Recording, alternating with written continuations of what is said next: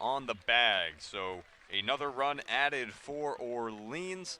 It's now 2-0 Firebirds as we head into the top of the 5th inning. You're listening to the Harwich Mariners facing off against the Orleans Firebirds. This is the Harwich Mariners Radio Network.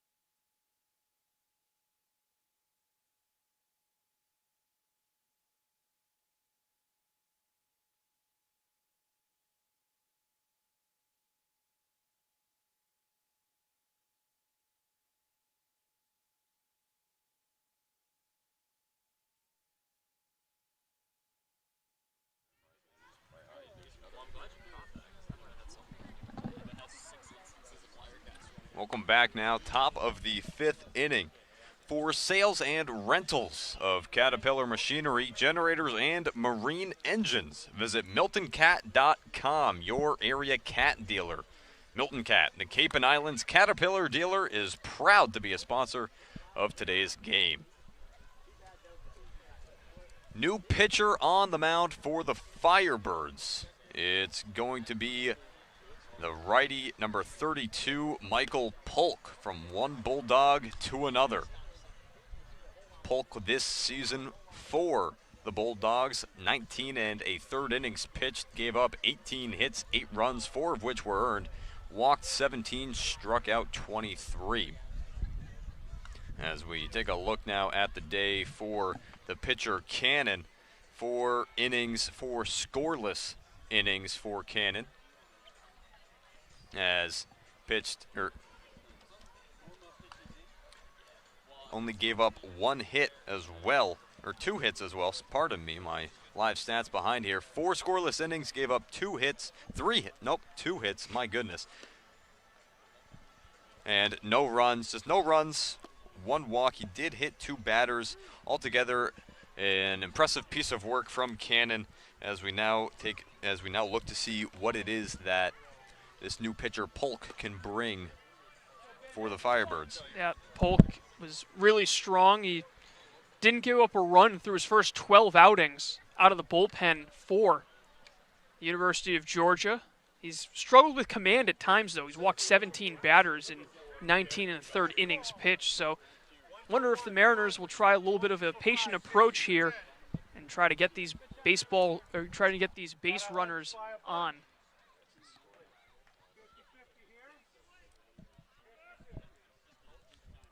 As the first man up for the Mariners is going to be Ben Malgeri out of Northeastern. Swings at the first pitch he sees and whiffs on it. 0-1. Yeah, lively-looking fastball from from Michael Polk to Malgeri. Some serious pop. Malgeri grounded out to second in his last at-bat. He'll take this pitch this time. Count now stands at 1-1.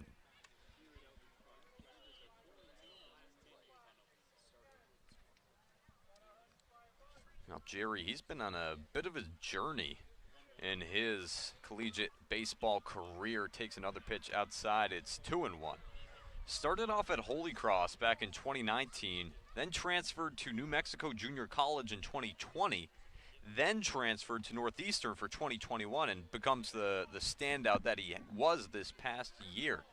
So really interesting to see a player take a journey like that and then have such a standout season as he did. because a lot of times guys, like they'll stay in a place, they'll establish a rhythm, but to make the move then from Holy Cross to a junior college, then back to a D1 team, it's impressive what he was able to do this season. As the pitch fanned on, count now runs full. 3-2 the count. And Malgeri just got to really shorten up here and put something in play. Credit to Harwich. They've really done a nice job of putting the ball in play since that first inning.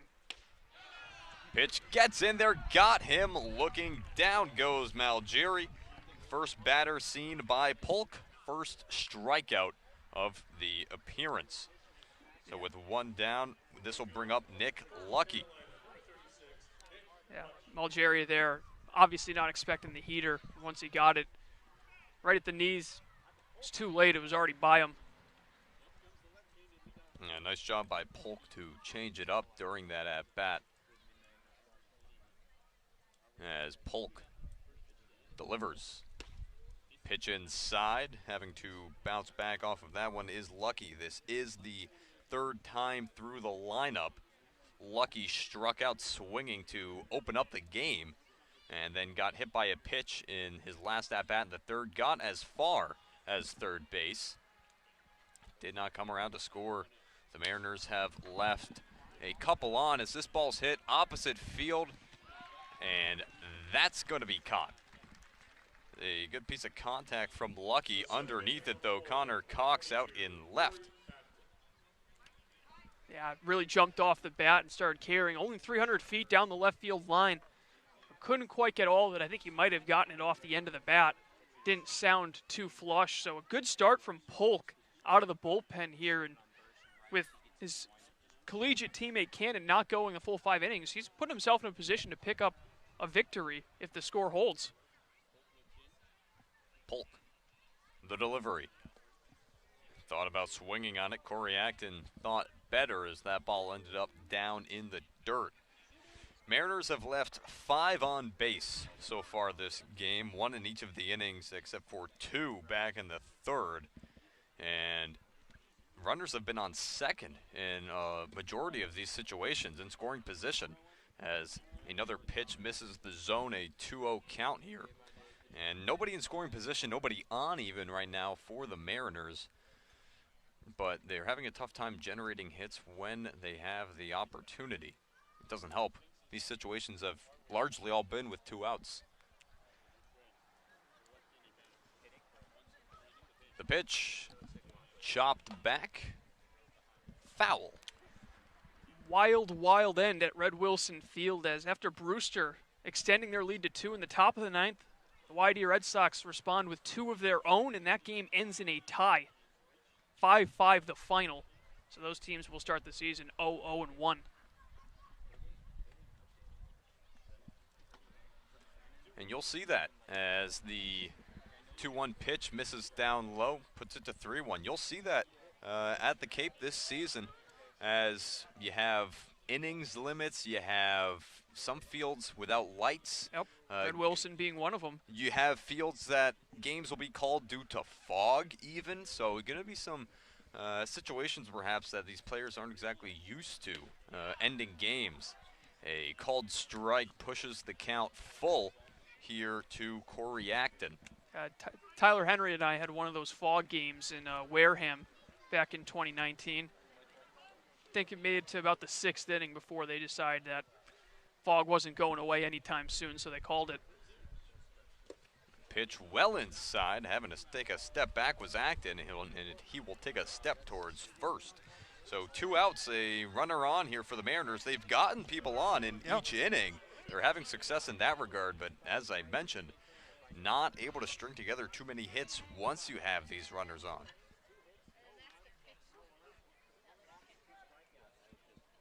First walk of the evening for Polk.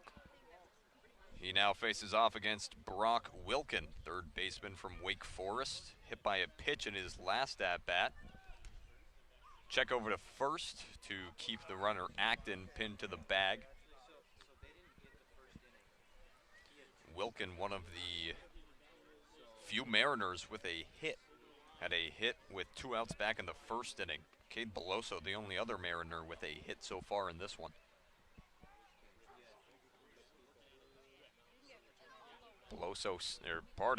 Wilkins standing in the righty batter's box takes a pitch in for a strike.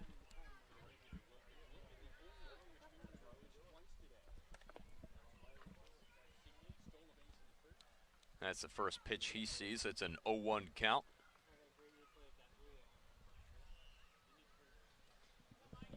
Polk staring over at Acton on first. Stares in, nods, delivers, runner goes, throw down to the bag, takes a hop. Got him! Took a skip off the grass.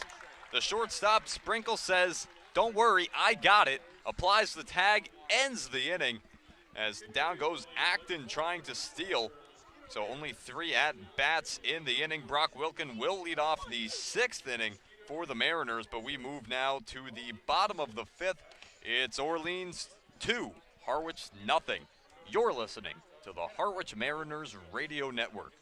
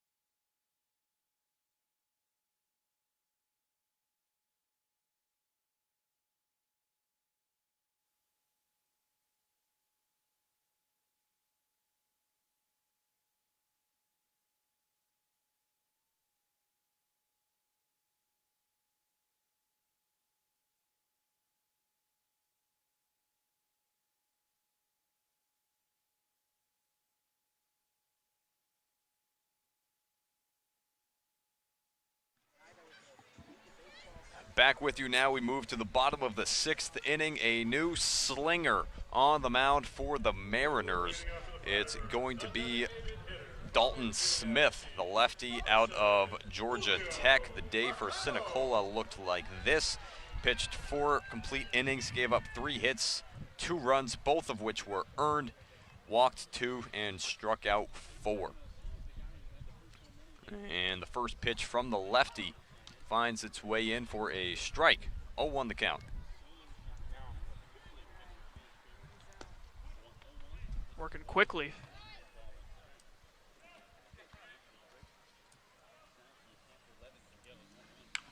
Second pitch is fouled off. A line drive just over the netting. Those got to be careful if you're on the hill here at Eldridge Park. Those will sneak up on you. Count moves to 1-2. And as you said, Colin, working quickly. That was the 2-2 pitch just there that just missed, making it a 2-2 count. Smith this season at Georgia Tech. As down goes the batter in Marcano. Homered last time up, could not make it on base this time. He goes down. Yeah, again, wasting no time, going on the mound and just firing. And he's a really dynamic pitcher in that he's got a lot in his arsenal. He's got a fastball that tops out at 95 and a lot of breaking stuff as well. Starts out another batter up 0-1, but he's also got a changeup, a curve, and a cut fastball. Smith at Georgia Tech this season. Appeared in 22 games, only made 5 starts with a 2-2 record. Gave up 37 hits, 29 runs, 27 of which were earned. Walked 22, struck out 36. Ball takes a skip in the dirt, goes off the top of the chest pad of Levens, and rolls away. Count now 1-1. Smith attended Lowndes High School in Georgia, alma mater of the Drew brothers. Pitch is over for a strike. Alma mater of J.D. Stephen and Tim Drew, and also the alma mater of NFL Pro Bowl linebacker Telvin Smith. Got some professional roots there. As the ball skips in again. Count sitting at 2-2. Of course, J.D. and Stephen both winning separate World Series titles with the Boston Red Sox. 2-2 pitch, chopped up, and that's going to fly back over our heads. J.D. in 07, big grand slam in the ALCS against the Indians.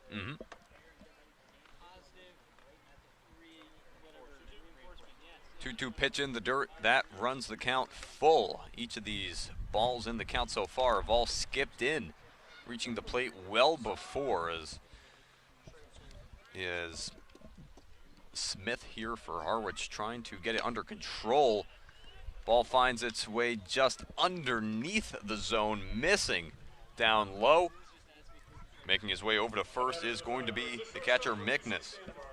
Yeah, just missed an inch or two below the plate. Not a bad spot to miss, but good patience from Mickness to draw the walk. He's been really patient at the plate so far in this game, drawing 2 walks and 2 trips. Yeah, and that was the one close pitch for the pitcher Smith, as the first pitch seen by Sprinkle at the top of the order is sent out to left. That's going to get down. So it is a 1-out single that puts a runner in scoring position on second. And I think that ball splintered, and a splinter actually came back and got Tatum Levens. He's kind of wiping at his hand, at his forearm. Not a whole lot of contact made on that swing by Sprinkle, but it just dropped out in left field perfectly. And Orleans threatening to extend their lead once again. The lefty, Jared McKenzie out of Baylor, stepping up now. 0 for 2 on the afternoon, struck out looking to end the 3rd inning in his last at-bat. Ball hit over the first baseman's head. That gets down in right field. Coming home to score is going to be Mickness. At the plate, got him! And now you have a runner in a pickle over between first and second. And a lot going on that last play. The ball was hit out to right field by the batter McKenzie. Then it was thrown in, play at the plate. They got Mickness as he was coming home to try and score. And then McKenzie, as he was trying to figure out where to go, lands back on first. Sprinkle stands over at third. No runs come across for the Firebirds through that exchange. What a throw by Nate Lucky out in right field. I mean, that was a strike that had the runner out by a mile. Outstanding throw by Lucky, saving a run and keeping it a 2-run game. I was taking a look at the runner Mickness coming around third base, and next thing I know, the catcher Levens already has the ball, an absolute bullet. As a big swing and a miss from Young there. He's 0 for 2 on the afternoon, flew out to the catcher in his first at-bat, grounded out to first in his last at-bat in the 4th. Ball gets away from the catcher Levens. Coming home to score from third is Sprinkle. And moving on to second base is McKenzie. Ball getting away from Levens behind the plate, and that's going to cost the Mariners a run. Moves the score up now to 3-0. Yeah, wild pitch there, ball in the dirt. Levens couldn't quite get all the way in front of it. Bounces away. Jordan Sprinkle doesn't need a whole lot to get home on a ball like that. So now McKenzie stands on second. Ball is fouled off, and that's going to go over Route 28. Count at 2-2, and we've seen a couple of errant pitches from Smith so far in this inning of work from him. A couple bouncers to help push the walk along for Mickness. And now he delivers another ball down low, and the count once again full. A couple of bad breaks as well. He had a 3-2 pitch that missed just low, and then after that, a broken bat flare by Jordan Sprinkle into left field. So hasn't been able to battle through some of that adversity. Ball hit sharply to the first baseman. That gets past Jenkins. Coming home to score is going to be McKenzie. And Jace Jung standing over on first with a 2-out RBI single. Yeah, that ball took a nasty hop on the lip as Jenkins tried to pick it. It changed directions, ate him up. I think they might honestly rule that one a base hit. It was hit really hard by Jace Young. Brings home another run. Orleans just continuing to slowly grow that lead. As it is now a 4-0 game here at Eldridge Park. First pitch in from Smith is 1-0. The batter now, Tyler Locklear, came all the way around to score in his last at-bat after getting on with a single. Count now 1-1. Smith leans in. Time called. Stepping back for a moment was Locklear, making sure he's all set. Smith's pitch is fouled off over towards our side here along the Harwich dugout. 1-2 count now.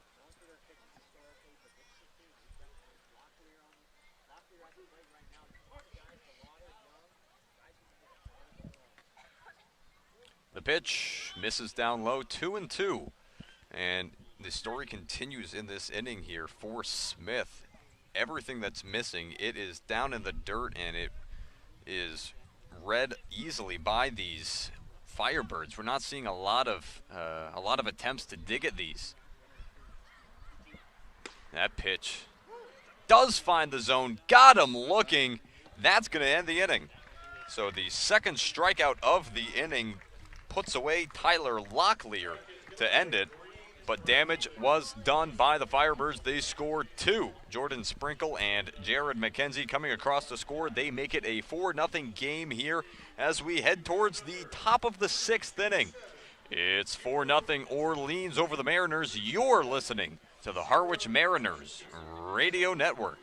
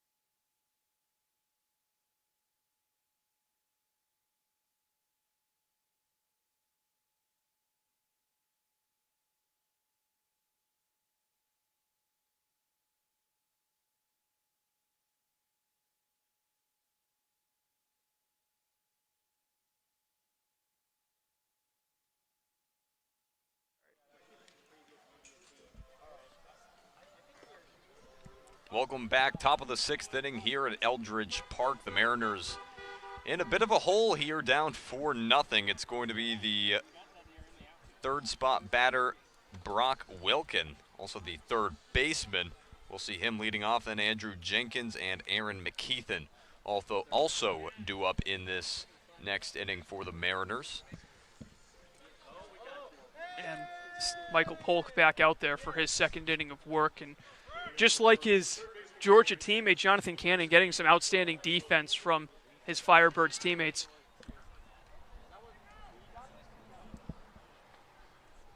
And Harwich going to look to get it going. We've mentioned it a bit in the previous innings, but they have been unsuccessful in driving runners around the bases.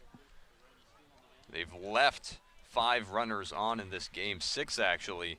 And then last inning, they had a runner get on with a walk. He was caught stealing to end the inning. That's actually why Brock Wilkin is back up for the Mariners. He was at the plate when Corey Acton was thrown out at the bag trying to steal second. A 1-0 count. Polk stares in, goes into his windup. Pitch pops the mitt of Mickness in the zone, 1-1 count. Yeah, Wilkin able to reach base in his first 2 plate appearances and didn't quite get the opportunity he wanted to last inning with Acton being caught stealing to end the top of the 5th.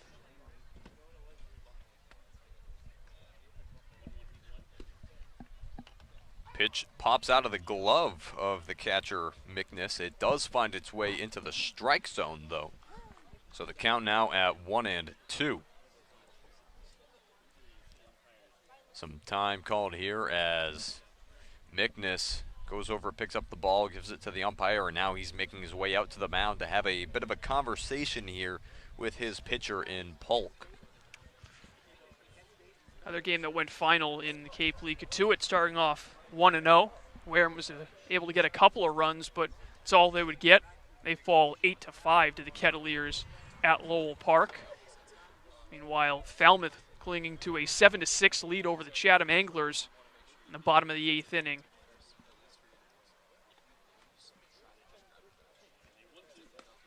As the 1-2 pitch misses now, 2-2. And it's just great to hear those teams said with those score lines, once again, able to give that out-of-town scoreboard. I mean, we mentioned it at the top of the game. This is something that was dearly missed in this region. You know, it's something that the locals, they're excited about it year-round as the 2-2 pitch misses down and away, 3-2.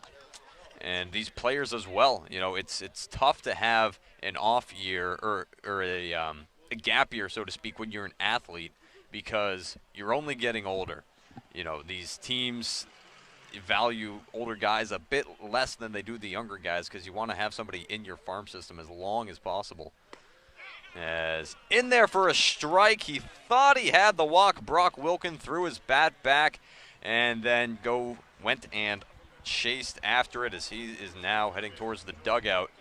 A strikeout looking to open up the inning. Might have had a little bit of a gripe there. That pitch looked like it might have been a couple of inches off the plate, but Polk able to just fire it towards that outside corner, well framed by Mickness, and a big out number 1 for Orleans to start the 6th. And that's the second time that Polk's opened up an inning with a strikeout. First pitch into the new batter, Jenkins, and for another strike. Jenkins grounded out to Locklear over at third twice.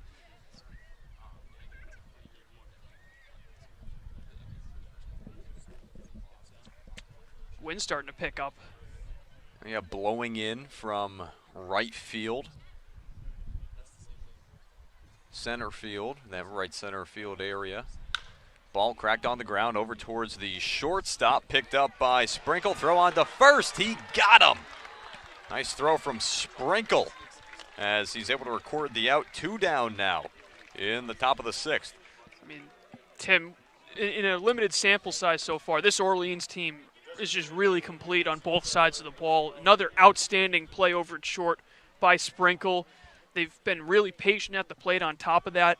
Really tough lineup to pitch to. Really, if you're an Orleans Firebirds fan, you have to be really pleased with what you've seen so far in just almost 5.5 innings. That's all they've seen so far. No, I mean, well put. They have been looking great so far. And, of course, up the middle, Jordan Sprinkle standing over at short, Jace Young standing over at second. 2 guys selected to join Team USA, so they won't be around Eldridge Park for long, luckily for the rest of the Cape League, but Orleans certainly grateful to have these guys around to start the season, as they have put together quite the performance so far. And that's an important thing to remember, is these rosters will not look the same a couple of weeks from now with guys coming in from college and guys leaving for Team USA. It's a 2-0 count here to Aaron McKeithen.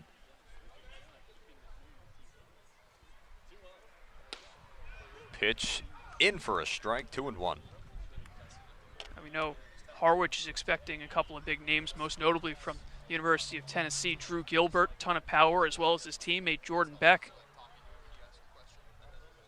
Two guys that'll be a lot of fun to watch come, hopefully, the next few days. No offense to Volunteer fans. We'll have to see.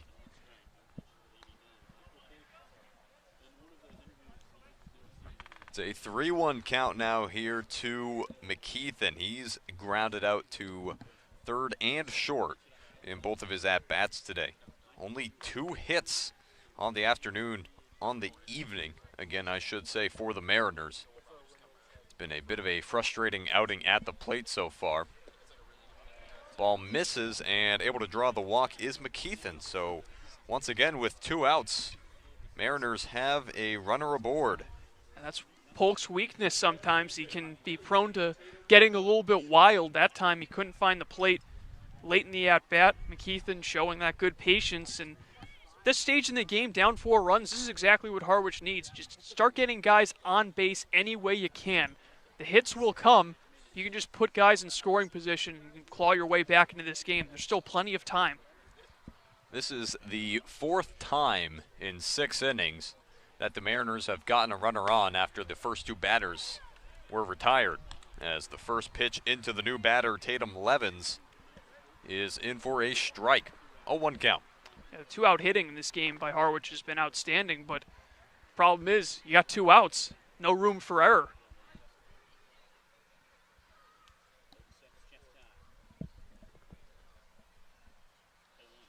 0-1 pitch inside. McKeithen scrambles back to the bag as it looked like Mickness from behind the plate was tempted to whip one down to the first base bag. He restrains himself. Time called here. And a new ball given to the pitcher, Polk. Was not a fan of what he got back. No one throwing out in the Orleans pen right now, so it seems like it's Polk's game for the foreseeable future. The 1-1.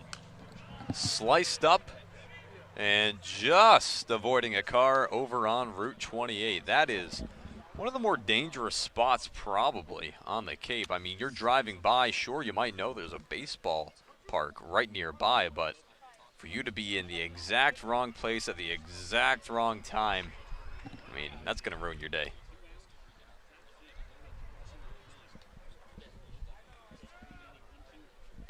One-two pitch hit on the ground towards the shortstop. Play over to second to end the inning. Sprinkle shoveled it over to Young, and down go the Mariners